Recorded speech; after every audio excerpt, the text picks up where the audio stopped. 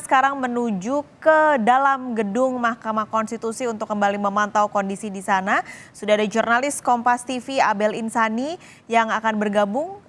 Abel, silakan laporan Anda.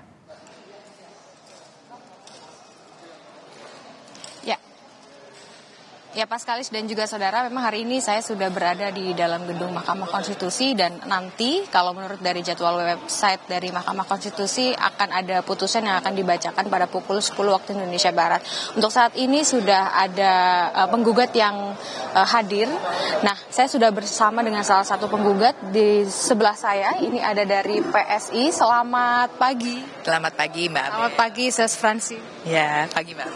Ini gimana nih untuk gugatan yang akan dibaca, putusan yang akan dibacakan oleh Mahkamah Konstitusi dari PSI sendiri sebagai penggugat seperti apa?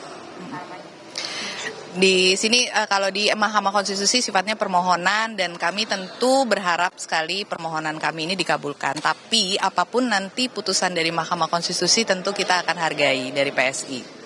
Terus gimana nih, kan ini kan dari PSI menginginkan usia dari 40 ke 35. Sedangkan untuk saat ini wakil dari calon presiden yang digadang-gadang oleh salah satu capres adalah Gibran gitu ya. Ini gimana tanggapannya? Yang dimohonkan PSI ini sebenarnya sederhana ya. Kita dua undang-undang pemilu sebelumnya di tahun 2003 dan 2008 itu memang mengatur syarat usia minimalnya itu 35 tahun. Justru ketika diubah di tahun 2017 menjadi 40 tahun, itu justru yang tidak ada landasannya. Karena di situ di dalam diskusi yang kami baca, itu hanya dibilang bahwa usia di bawah 40 tahun itu labil, tanpa ada landasan sains, tanpa ada landasan yuridis. Justru inilah yang menurut kami, ini yang melanggar konstitusi, sehingga yang kami mohonkan itu adalah tolong dikembalikan lagi ke dua UU pemilu sebelumnya menjadi 35 tahun. Nah, kemudian permohonan ini itu sudah diskusi panjang lah di internal kami mulai dari Desember 2022 sampai akhirnya kami ajukan permohonannya ke MK itu di bulan Maret 2023. Jauh sebelum ada kehebohan siapa yang mau didukung inilah. Nah, tapi kan baru akhir-akhir ini nih. Tapi gini, Sis, kalau dari untuk hari ini kan udah mau menuju ke pemilu gitu ya.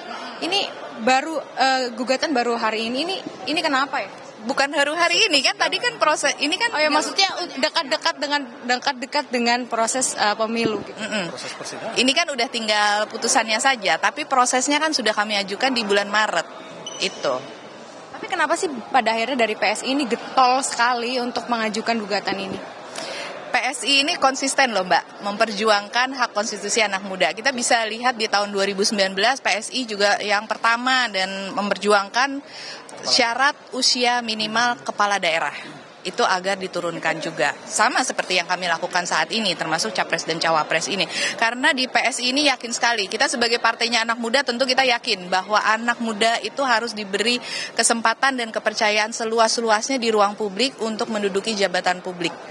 Berarti klarifikasi lagi, berarti untuk gugatan banget nih dari PSI untuk usia Capres dan Cawapres ini bukan karena ada isu-isu yang berkembang saat ini.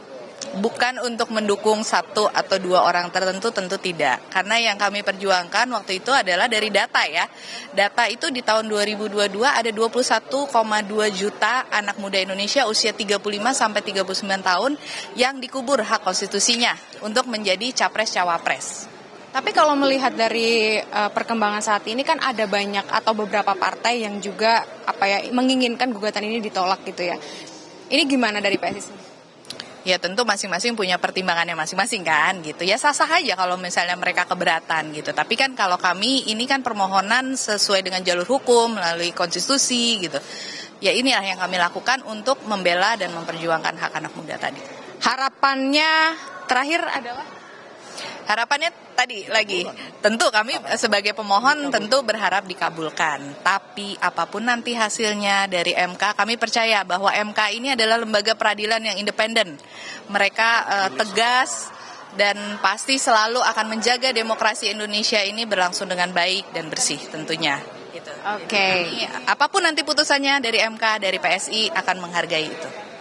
Baik, terima kasih Sus Francine atas waktunya bersama Kompas TV dan juga Pak Mikhail Garbansev. Terima kasih dan kembali ke Anda Paskalis di studio.